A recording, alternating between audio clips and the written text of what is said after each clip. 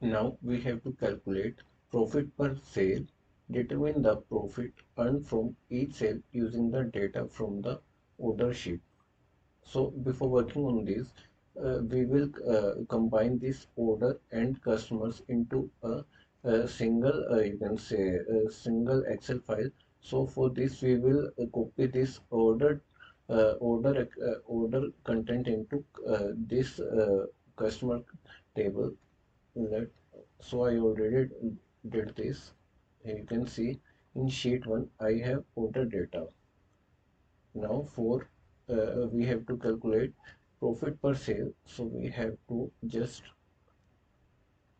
we will give profit. So profit is nothing but selling price minus cost price. So we have to give is equal to F2 minus E2, and we have to do it for.